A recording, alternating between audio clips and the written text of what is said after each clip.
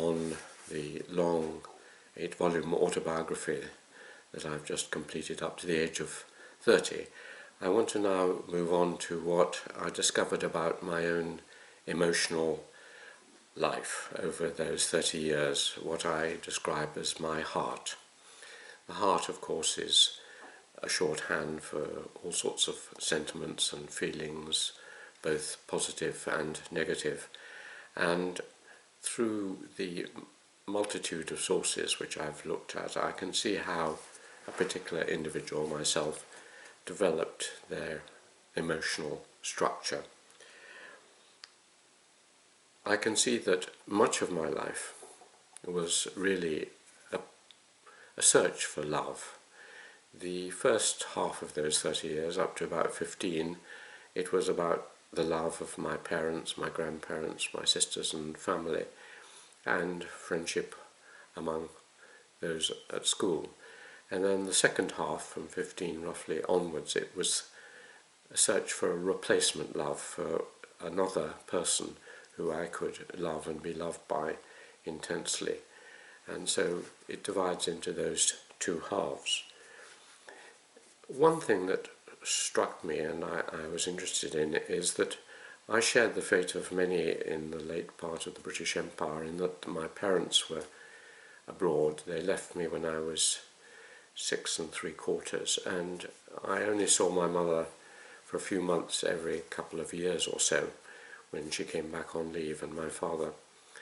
And for many this was such a traumatic happening that they never really either forgave their parents or recovered from the shock. And from my account I can see that for some reason it didn't absolutely knock me out. Now, comparing myself with my uncles, who suffered the same shock and were sent home to boarding schools, I can see that there were a couple of differences. One was that I had the enormous great fortune of being born in India, being brought up by my mother, but also by my grandparents and a loving grandmother. And so when I was left at home, I was looked after by someone I'd known since I was a baby, and who was very caring, efficient, effective, and looked after me very well indeed. So it was really something I had experienced for a long time, and I had the support of a loving older woman and my beloved grandfather when my parents weren't there. The second reason why I don't think it affected me is that I never doubted my mother's love, and the reason I didn't doubt it really was that she put a huge effort into maintaining the relationship, even when she wasn't actually present. She would write to me every week, and even as a child of 7 or 8, the letters were long and amusing. And then increasingly, through my teens particularly, and into early university life, she wrote me weekly very long letters, full of news, full of questions, full of suggestions, support. Now, it was partly that she was writing a sort of autobiography herself, and going to use this perhaps later in her writings. But it was also because she loved her children. She missed us enormously, as is clear in the letters. And she just reaffirmed every week, "I love you, and I'll be back soon." So I never doubted her and our bond, and that was a tremendous reassurance. Indeed, in many ways, my whole character and my emotional structure was largely determined by my mother. She was one of the 2 or 3 most influential people in my life, and because she was an outstandingly intelligent and loving person, I was able to get this security from her, and also an enormous amount of encouragement in my growing interests and enthusiasms over those years. But of course later I would realize that although I could keep a very close relationship, as I did with my mother right through until her death, working with her and so on, she wasn't going to be the person, the other in my life living with me. I would have to find someone else. And it was that which shaped the second half of this 30 years. Another thing I discovered from reading this, which is, I suppose, very obvious, is that love as a theme, that is romantic love, the love for a person other than yourself, who you become one body and one mind and one spirit with, is such a central feature of our education, or my education, because it is the central feature of our literature. If you think of what proportion of our poetry in the English language, or our novels, or our plays, are devoted to the theme of romantic love, it's 70–80%. Much of the greatest poetry is about the other, about love.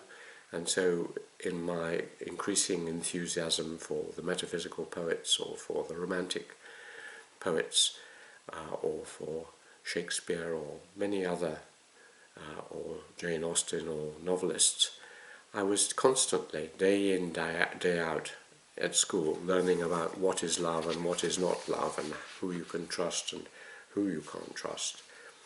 And it was basically sending me the simple message, which was caught in a song I used to sing with my uncle after we'd been to see South Pacific. Some enchanted evening, you may meet a stranger, see a stranger. You may see a stranger across a crowded room, and somehow you know even then, that somehow you'll see her again and again. And once you have found her, never let her go. And that message, which was that love would suddenly, like blind Cupid, shoot its arrow into our heart, meant that the search was on. And much of my writing and reading was about that.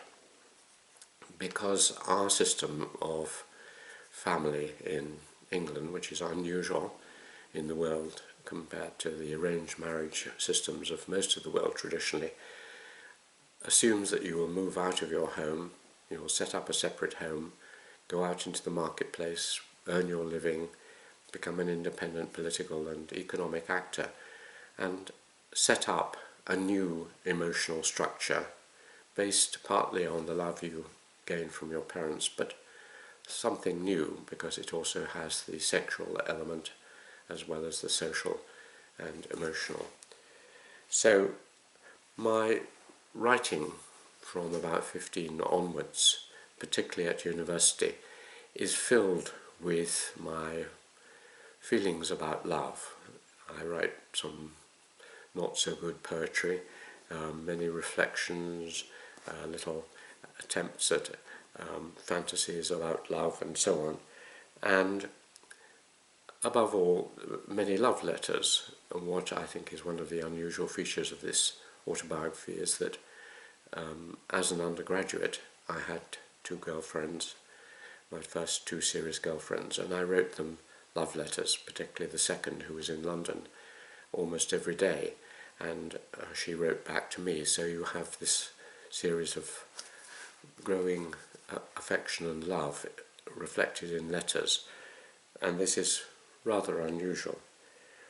I've sometimes wondered what effect this preoccupation with love, most of us have it, but I seem to have had it in spades, as it were, had on my later life. And I think again it did shape it, because I've always been interested in the subject. I lectured on it at Cambridge, and I wrote one of my major books was called Marriage and Love in England, 1300 to 1840, which is a long book analysing the British love tradition. And because of this I was invited to lecture on love in Japan, and I've talked about love in different cultures and tried to explain it to my granddaughter. Going to other cultures, Nepal or Japan or China, makes me aware of how odd my own experience is, historically and cross-culturally. This obsession with finding the other and then setting up a companionate relationship. But it has enormously shaped my life. Romantic love, of course, and sexual and passionate love is just one aspect of the heart and the emotions. Another aspect is a more broad sympathy and empathy with other people who need your help or are suffering, or you just want to become close to. And again, in this respect, I was enormously fortunate in what I learnt from my parents and grandparents, particularly my mother. She was an enormously empathetic and sympathetic person. Any kind of suffering, from a small dog to a small child to a whole civilization, gripped her imagination, and she felt the pain of others very deeply and got close to people very quickly. And observing her and encouraged by her, I have always tried to show as much sympathy for people who are perhaps less fortunate than me or in difficult situations, and have found that one of the greatest pleasures, as Wordsworth put it, are these small, unremembered acts of kindness and of love. Helping someone, and even if they don't know it, gives me great pleasure, as it obviously gave my mother. I admired people who showed kindness and gentleness and love, particularly, for example, the Quakers as a religious group. And when I saw mass suffering, as I did in Calcutta when I went there on the way to see my parents when I was 17, it affected me deeply. And so much of my undergraduate life particularly is concerned with trying to find a vocation which would allow me to help people. It sounds patronising, but basically I was one of the early workers at Oxfam, and I joined many philanthropic societies and gave very small donations as I could to helping people in less privileged positions. So my education and my parents were about teaching me to be a kind person. This was part of the ethic of a middle-class gentleman, was kindness, gentleness, knightliness, the person who helped other people. And again, my education was constantly teaching me this. For example, studying The Merchant of Venice, you saw Shylock, and whatever he had done, he needed to be treated as a human being. And in much of the poetry and literature I read, from Gerard Manley Hopkins backwards and forwards, I was being given models of kindness. Obviously, a central plank of this was that I was also, as I'll explain, going through a lot of religious encouragement to be a Christian, an evangelical kind of Christian. And a central plank of that, of course, is kindness, charity, the greatest of the virtues, as St. Paul and others pointed out, and Jesus himself, was charity in the sense of being aware of people who were less fortunate than yourself, projecting yourself into their situations and then treating them with dignity and respect and helping if you could. This started with Christianity and was encouraged by that, and then later when I encountered Eastern religions in Nepal, Buddhism and Hinduism and so on, and more recently in Buddhism in China, I've been aware that charity and kindness and love are the central themes of these religions, and I admire them for that. What emerges, and this is my final point, is that thanks to the wall of love that surrounded me from a child, despite illness and despite separations and loneliness and boarding schools and the rest of it, I was cocooned by love of my sisters, my parents, my grandparents, friends, uncles, and kind teachers. And as a result, I developed a trusting personality. I basically thought of human beings. I was aware of their weaknesses and their unkindnesses, but basically I learned to trust other people and enter into relationships, to dare to show my emotions and be fond of people, even though occasionally one was kicked back.